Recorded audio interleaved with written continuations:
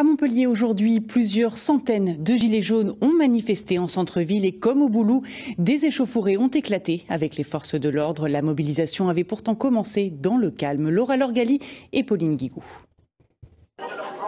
Les gilets jaunes de l'Hérault s'étaient donné rendez-vous dès 9 h, place de la Comédie, pour une déambulation dans le centre-ville.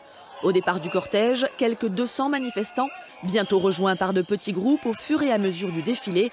En fin de matinée, ils sont plus de 500 venus des villages alentours pour se faire entendre. Pendant ce temps, sur la Comédie, d'autres gilets jaunes sensibilisent les passants au RIC, le référendum d'initiative citoyenne. Actuellement, en l'espace d'une semaine, il y a eu plus de 550 000 signatures sur Internet et plus de 500 000 certifiés déjà par les petits papiers, justement signés par les citoyens. Donc plus d'1 million en une semaine. Il ne suffit pas de nous donner que des sous, c'est pas ça uniquement qu'on demandait. On demande que le peuple ait la voix au peuple. Voilà. À 14 h, la mobilisation reprend de plus belle. Plus d'1 millier de gilets jaunes retrouvent alors la CGT devant la préfecture. Pour la première fois, l'union locale du syndicat appelle officiellement à un rassemblement des forces. On a juste été un peu moins timide, on a dit cette fois on va venir en tant que tel.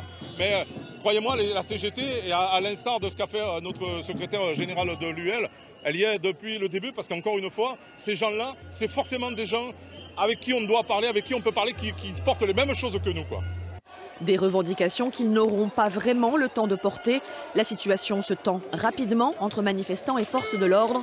Un peu avant 15 h, les premières grenades lacrymogènes sont tirées sur les gilets jaunes. C'est la première fois depuis le début. Je suis là pour la 6e fois. Et j'ai été parler à des CRS là-bas pour leur demander s'ils ont été insultés. On n'a pas compris. C'est parti comme ça tout d'un coup. À l'heure actuelle, une grosse centaine de gilets jaunes restent mobilisés devant la préfecture.